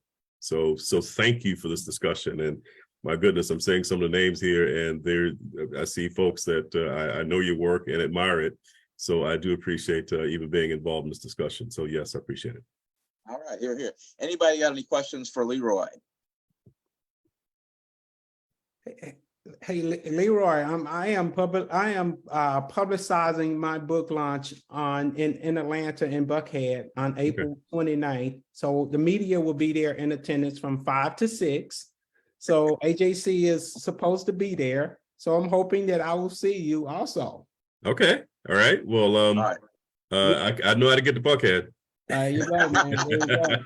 Richard, Kenneth has a question. Yes, is that Rochelle? Kenneth has a question. Yes. Oh, Kenneth has a question. Going forward, Leroy, how do you anticipate your paper will cover the AI impact in government and commercially on the citizenry, on people of color in particular? I mean, what are you doing now at the paper? What do you anticipate you should be doing to fold this into your coverage? So the first answer, what are we doing? Not enough. How do we do it? Well, we got to get more educated on it, and we don't have enough people covering technology at our newspaper. And that's one of the things that we want to do and grow. So if you began asking, well, what will I do now that I've got the keys to the whole thing? One of the things I want to do is to add more capacity and expertise in our room with that. And I think the third thing too, in terms of telling the story, is being able to find those people who can speak to the impact. I mean, any journalism of impact has compelling central people who are doing things that we journalists are always going to be drawn to. Someone who has a personal story because they've been impacted. People who are whistleblowers, or the folks who are kind of looking in the future that no one's listening to. Well, we'll listen to them and tell their story. And also, too, there's some framing here that I think works for us that will make this a special of interest here in Atlanta because of some of the companies that we've got right here that have global impact, and of course are probably dealing with, the ethical and the commercial business dilemmas with all of this. And so I think that's another way that we'll get at the story. Just in a particular example, is there any way, or do you anticipate your police beat, for example, your criminal justice reporters will begin to look at how law enforcement in Atlanta and Georgia are utilizing AI in both investigative and prosecutorial ways? Yes. Now we are probably equipped right now to do it. Again, it's a matter of priority and focus. As you know, the story of policing in America is a deep, complicated story, and it's that way here in Atlanta. So there are a lot of things that we're focusing on, but that's one of them. We'll just have to do more to prioritize. So I think we have a little bit of that capacity already, but the other larger, bigger questions, especially through the lens of business, especially in looking at some of these commercial applications that could have disparate impacts, we probably have to build a little bit more capacity to tell those stories. Thank you. Okay, one more question for Leroy Chapman, and then we go to our unless somebody had their hand up before I did. I may have, my good friend. Our friend and Rochelle, and then we'll go to the introduction. A very worrisome aspect of AI and its applications, or technical applications probably, is in the area of photography and video. Oh, yes, I'm glad you brought that up. Well, I'm glad you're glad. I want you to be happy. Thank you. So I realize that there are a number of areas that we need to pursue, but it's a very scary item when you can create photos and alter photos. I mean, you see ads for Google now, Pixel camera, where you can just remove whatever you like. And that could happen. They then send that photograph in to a television or a news media outlet, and it's published as real. I mean, how do you authenticate? I know there are ways. I'm not asking you all. I know there are moves afoot to authenticate photographs and video so that that doesn't happen. But we may be behind the curve on that. Or you all, I'd like for the three experts to speak to that. So I'm not an expert, so obviously you're not. No, this wasn't for you. Oh, really? Oh, congratulations. Gotcha. For me. Oh, gotcha. No, I was back to the three experts on view.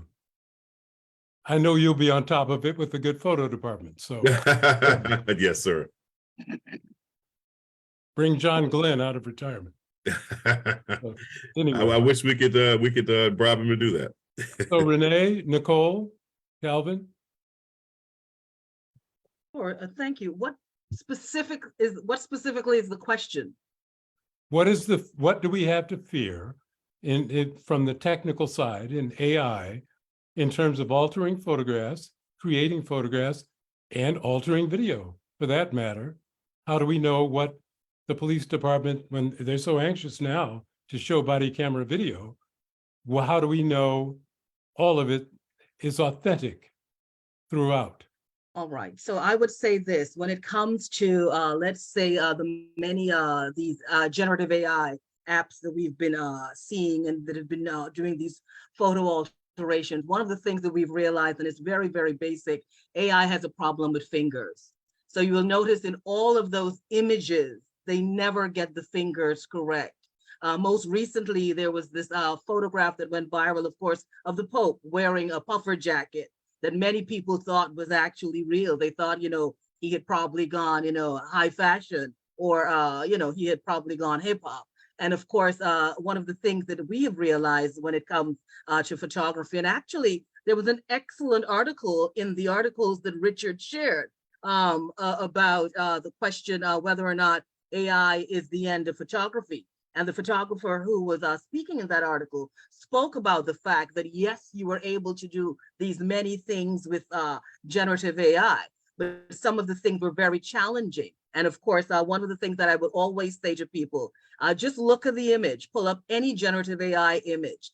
Some of the things that you are going to see, and one of the most basic things you're going to see are the fingers are always deformed. They just don't happen. But as an AI ethicist, and someone who works with students and someone who is working with the next generation of data scientists, one of the things that I always like us to think about is this question of filters, and this question of the filtering of decision-making and the filtering of democracy, and why it is so critical for us to be ethically vigilant, in everything that we do. We have got to bring requisite and high levels of due diligence. We have got to understand that we have a duty of care. We've got to understand as data scientists, we have a social responsibility. And the other thing I always say to data scientists is no matter where we work, what we create, whether they're programs, solutions, projects, new systems, we're creating a society. And if we are creating a society and designing futures, we have got to understand those bigger questions of accountability, transparency, explainability, accuracy, fairness. And for me, the things that I just want you to leave with, because I know we're ending up, would be justice, equity, diversity, and inclusion. Just think of the JEDI model. Always think of data justice, data activism, and data trauma, and the kinds of trauma that we have historically created with data and continue to create with data. I always say I'm in love with this technology called AI. I was not there for the advent of the printing press, but I'm here for this. And I'm going to use this technology in ways in which I could empower all communities. And particularly, much of my work is to ensure that legacies of Black and Brown communities, Indigenous communities are celebrated, are respected, and that communities continue to thrive. And that question of an algorithm and an algorithm making a decision about you without you knowing, the undermining of agency, the undermining of autonomy. And my work as a criminologist and a criminal psychologist in policing really looks at the question of how do we reimagine coding? Because when we think about coding, how do we code risk? How do we code suspicion? And how do we quote things like unworthiness when it comes to credit, when it comes to a loan? So I know it's a lot, but I'm just doing my exit speech at the same time. And I have to jump off the call, but I want to thank each and every one of you. But if you ever Renee, see an image don't and you're jump off concerned yet. about that image, just look at the fingers and you Renee? realize that AI has a problem with fingers. Renee, please don't jump off. Did she already leave? Please don't jump off yet. Okay, I'm here still. I don't want you to leave. Rochelle, The last question. Thank you. The last question is mine. Rochelle Riley. I'm a board member of Journal-ism, longtime columnist, writer by trade, warrior by necessity. I want to thank you, literally thank you and this panel so much. My question is for our current journalists who are running newsrooms, but I have to say, when you were talking about the fingers, first they came for the faces, then they came for the fingers. The fingers will happen. And I think Fred's question is so important because at some point there will be no way to tell. I do simple Photoshop and I don't know what I'm doing, but it looks good enough to to you, but it's very dangerous, and I'm very concerned. But my question is for Mr. Chapman and other folks who we're looking to continue the charge. I always hate to bring this up, and we talked about it a little bit, and I hate to be the one to harp on it because it makes it seem that Detroit is worse than any place else. But here in Detroit, we have people who aren't even online. We have people who don't understand the Google. I'm trying to get a sense of how far behind, when you mentioned, diversity and making sure that we're staying ahead, and I appreciate that from you. What are we going to do education-wise? So, Leroy, the question I have for you is, yeah, we're covering this industry, we're covering this technology, this innovation, this transformation, evolution. What are we going to do about education and making sure that we've got kids who are understanding what's going on, these future Renees? So thank you, Renee. I just wanted to say that before you left. You're brilliant. I so appreciated you, and I wanted to make sure you heard that. So yeah, they're coming for the fingers. It's coming. Can I answer that question? Of course. One of the things that's happening, in particular with Black women in AI, again, our mission is to educate, engage, embrace, and empower. And what we're doing is creating shared learning experiences. And let me give you an example of what I mean by that. When I was younger, we were told to learn another language. And the language I chose to learn in high school was French. So I can say to you right now, comment vas-tu? Je vais très bien, merci, et vous? Now, had my mother known French, I would have been able to retain that language, okay? And what am I saying? Artificial intelligence is a sort of a language. And as we are teaching our young people, we're bridging that gap and making sure that their parents know what artificial intelligence is, that they understand how to code as well, so that it's just not us saying, okay, well, we're gonna wait for the children to grow up 20 years from now to take a role and be the only. We're not doing onlys anymore. We want women to understand artificial intelligence so that when their child comes home, they're able to ask them those questions and they're able to respond and create, again, that shared learning experience. One quick thing about the hands, the new Mid-Journey Part 4, they have hands. So what is happening is there is a content authority initiative being led by Adobe. If you have not heard of it, make sure you join that coalition. They're trying to make sure that the photos and things of that nature that are being put out has the owner, the original owner of that, and then it will show everything that has changed based on if you took a photo of me and decided to go and change it. Right. We will be able to tell.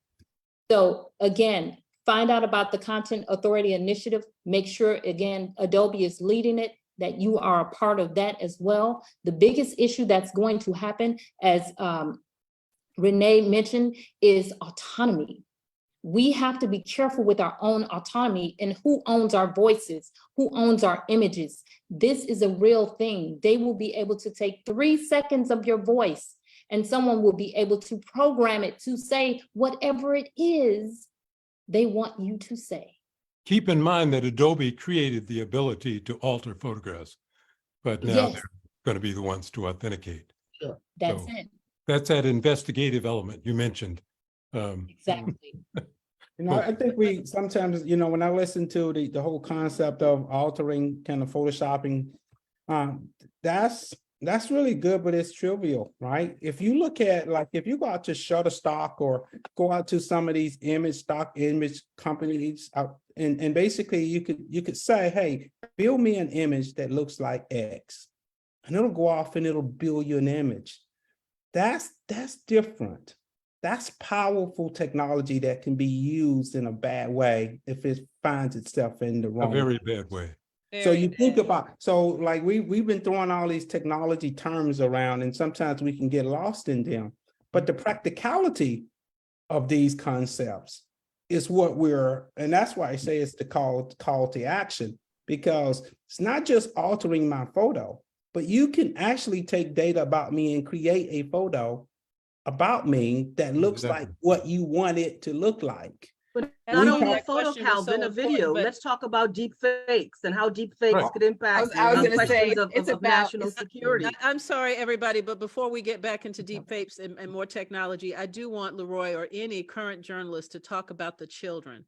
My concern is how far behind. I'm just trying to find out how we Yeah. cover this as an I mean- education issue as well as a technology issue. I could speak to Atlanta a little bit. So Thank you. I think in Atlanta, we have the benefit of having a mayor who is a politician for sure, but he's also a Georgia Tech engineer who one of the things he did is he wanted to make sure that in Atlanta that you taught coding because he strongly felt like that a passport to being able to participate in this economy wasn't just college, and you know a high school diploma certainly qualifies you for some things, but it doesn't create a specific skill, right? So given that, and I think there is a conversation that's going on right now, because the one thing that Atlanta does suffer from is that there is untapped talent, because we have this image of being a Black Mecca, and what it looks like, it's people like me.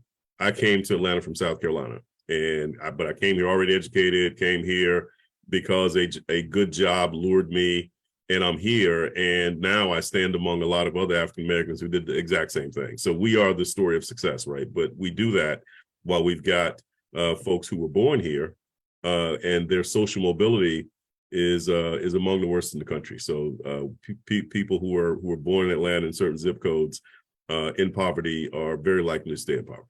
So I think the conversation here is gonna happen because we've got some folks who want to have it happen. I mean, they're just not captured by the moment. And I think that's what we suffer from as journalists, is because to prioritize a conversation that sounds theoretical to people is difficult when you have to cover what's happening from moment to moment to moment. But you know, it has to be a priority for us too, because I could use all my news resources on chasing things, or I can use it for impact. And I consider this to be impact. And that's one of the things that I'm going to do. I went to a conference at Pointers some years ago, and it was called The Future of Work. And it dealt with all of these things. And I came back disturbed myself, because when they said that as a father with 3 kids, that a kid who was like born today might have to change careers 9 times because of artificial intelligence, not jobs, but careers.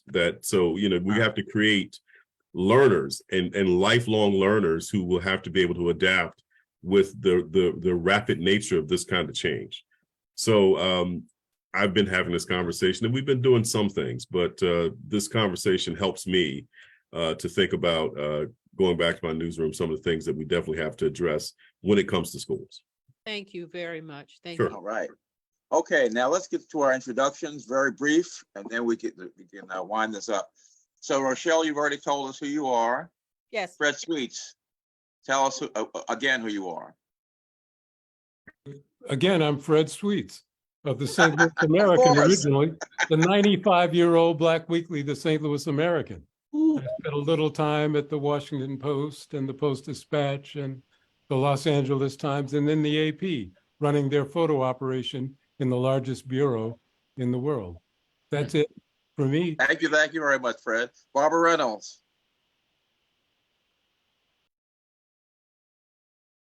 Unmute, please, unmute.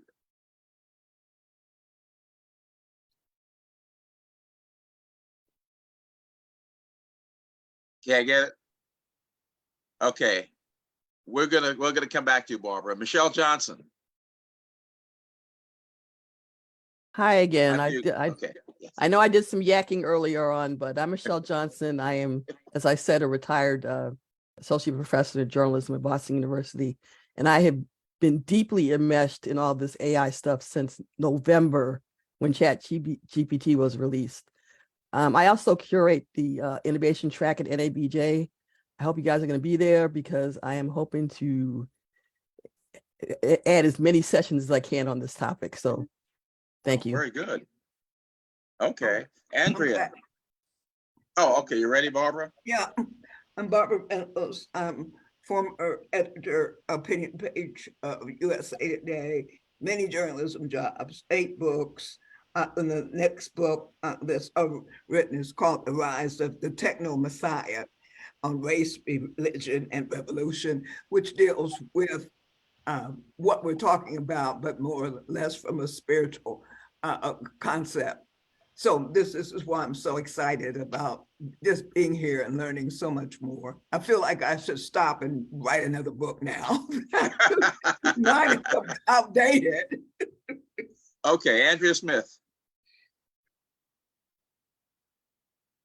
Hi, Unmute, please. Okay. Okay, hi, my name is Andrea Smith. I'm currently a second tour grad student, looking to tell stories differently. I was very interested, glad I participated in the discussion, and I'm trying to somehow develop ways to use the data and everything in storytelling. So yeah, thank you for having me and inviting me, Richard. Okay, very good. Beatrice McBride. Hi, I'm Beatrice McBride. I'm a photojournalist based here in Dallas, Texas, and I'm also director of photography for the Denton Black Film Festival. And this has been a fascinating session, and we're going on our 10th year next year. So look out for the Denton Black Film Festival. We have a lot of great things going on. All right, very good. Dwight Ellis. I am a former vice president, National Association of Broadcasters of 25 years, and current professor of communications at Bowie State University and coordinator of the emerging media section, and have a great deal of interest and involvement with AI and robotics. Very good. Thank you, Dwight. Rod Hicks. Hi, I am the Director of Ethics and Diversity at the Society of Professional Journalists. Okay, very good.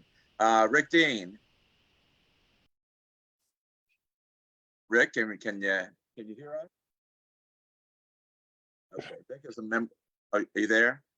Member of the Exposure Group, which is joining us, which is a group of African American photographers in the DC area. Gwen Gilliam. Unmute, please. Unmute.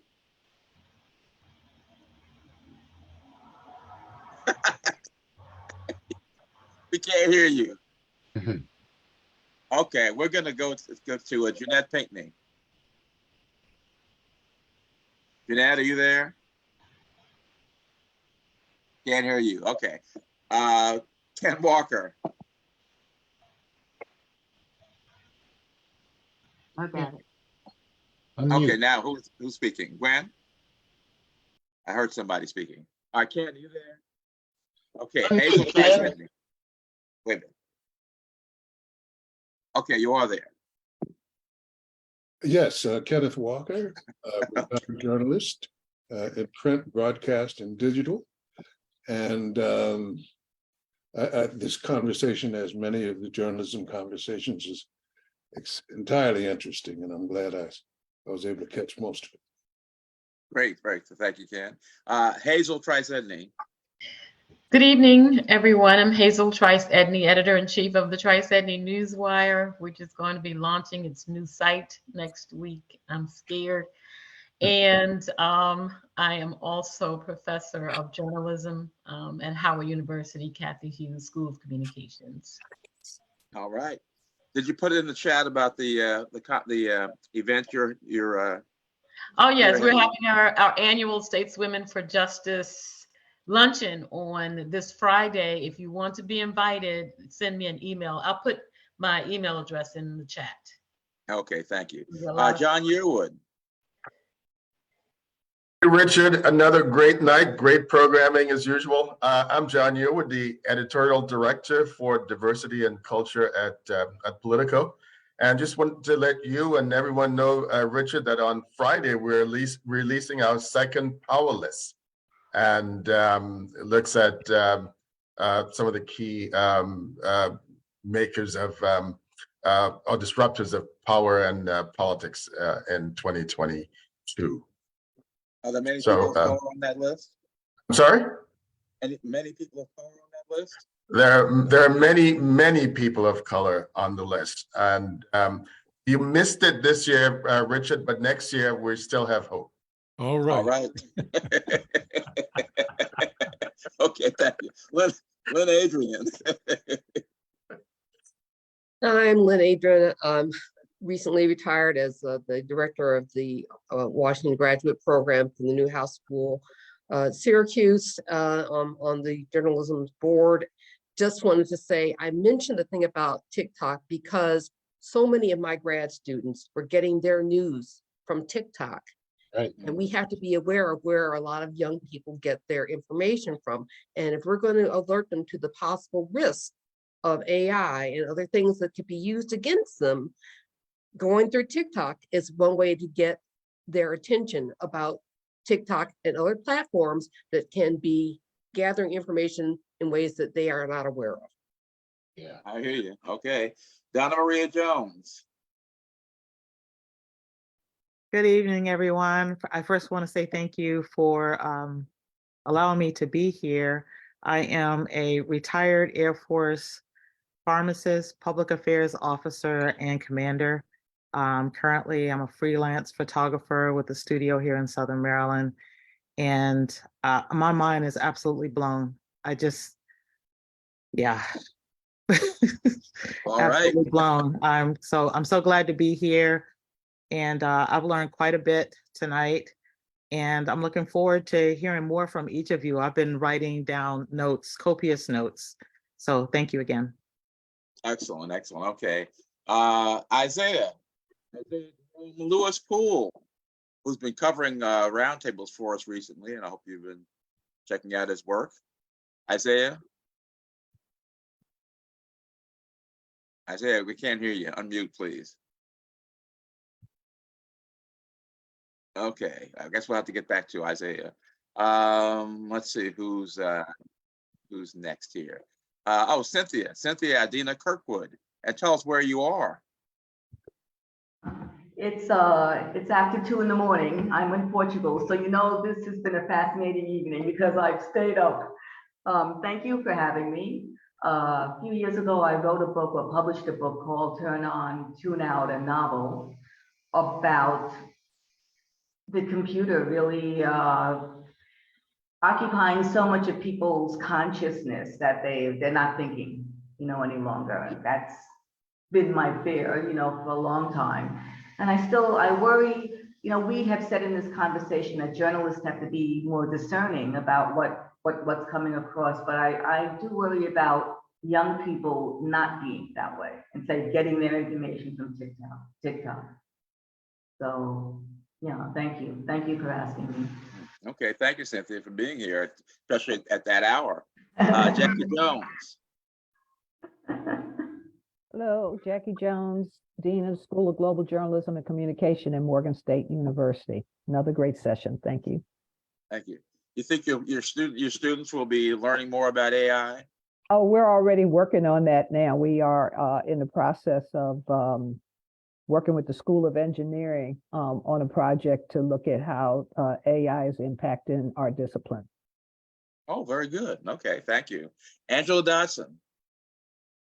Hi, I am the CEO of Editors on Call, a business I run with my husband, Michael Days. We do ghostwriting, we do editing, we find other people to do these things, anything in graphics, etc. I'm a veteran of many newspapers, including the New York Times, former executive editor of Black Issues Book Review, author of a book called Remember the Ladies on the Suffrage Movement, and I am currently finishing an anthology. I'm editing it on not Black women exclusively, but women writing about justice for Black men and the killing of Black men. And it's due Friday. I see. Okay, thanks, Angela. Don Baker. Wait, we can't see it all. Okay, now we got it. Professional photographer, 47 years. Twin brother Ron. Okay, thank you. That's an efficient way of communicating. Diana Fuentes.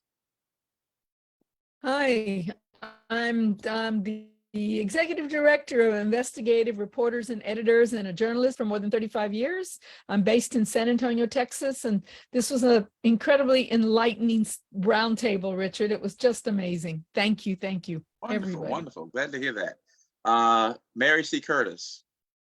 Good evening. Great conversation from a You week faded in out. Portugal to be continued. Mary C. Curtis in Charlotte, formerly of Charlotte Observer in the New York Times, currently columnist at Roll Call, host of their Equal Time podcast, guest host of Slate's daily What Next podcast, coming up 3 weeks, and senior leader with the op-ed. Very good. And speaking of Europe, Joel Dreyfus was on the call, had to leave. He is in France. So he was joining us from Paris. Let's see, Stephanie R. Stephanie? I guess we'll have to get back to Stephanie. Eleanor Vega. Hi, Richard. Greetings from Southern California. We're waiting for another storm. So I have my canoe out. But thank you so much. God. Yeah, I know. Thank you so much for a wonderful session. It was insightful, inspiring, educational. There was so much good information. I can't wait to see the recording again, just to go over the information again. I'm a veteran journalist, formerly the West Coast Bureau Chief for CBS News, currently the chair for the SPJ Diversity and Inclusion, going around to a lot of the colleges along with my colleague, Rebecca Aguilar, talking to students about how to cover communities of color. And thank you again for the invitation. Great session. All right, thank you for being here, Eleanor. I see Stephanie's face is here now. All right, do you want to tell us who you are? Sure, happy to. Hi, good to see you all again. I really enjoy the Journal-isms events. I've been brought to the table here by way of Dean Fullwood, who speaks so highly and has encouraged collaboration here. So What does the R stand for? Rucker. Oh, okay. All right. Yeah, I don't know why I don't know. I must have truncated it for something. But I'm the director of enrollment and admissions for the School of Communication. Oh, and very good. a lot of my work focuses on, of course, creating relationships with folks to make our graduate enrollment and recruitment, keep it strong, but also make sure that we're serving the needs of our students. And one of the ways AU is moving along in the enrollment space is, of course, by using predictive analytics. Predictive analytics? Yes, we do. We use predictive analytics to project enrollments, which has an efficiency in creating budgets. But in my work as an admissions officer, that in this field that's so highly dependent on relationship building, it just warms my heart to hear so much about the balance required of the human touch, Yes. along with Do the you automation. use AI at all in determining who gets admitted to the school? No, our admissions processes are not based on any AI. There's some analytics that goes into the more meta structures of potentially encouraging us enrollment officers to stretch our goals for enrollment a little bit. That's kind of what I observe to be the biggest impact. But at the moment, we're working one-on-one with students and with organizations, and I don't see that ever going away, because the students' needs include personalized attention and engagement, and we're here for that. All right, thank you very much. Glad you're here. All right, did anybody we left out or? Richard, can you hear me now? Yes. Okay, go ahead. Okay, well, it won't take up much time. Just to say, first of all, thank you for the wonderful discussion that we had. And special message for Don Baker, go Nats. All right. Okay, thanks. Anybody else we wanted to have a last word? Okay, very good. Well, thanks everybody for being here. I didn't also thank all the people on Facebook who are tuning in. We're going to have a printout, as I said, of the chat for those who are on the call. And anybody on Facebook who wants to see that can just email me or contact me on Facebook, and we can get one to them as well. We plan to have another, our next roundtable on April 17th, Monday night. So keep that date in mind. And what else do I need to tell everybody? Well, just thanks for being here. And I think there are enough suggestions as to what our next move should be individually and professionally regarding this artificial intelligence, so that I hope we got some tips we can put to use. And thank you all very much. And we'll hope to see some of you next month. Thanks. So long. Thank you. Okay, thank you. Good evening. Bye. Bye-bye. Good night. Bye. Thanks, Richard.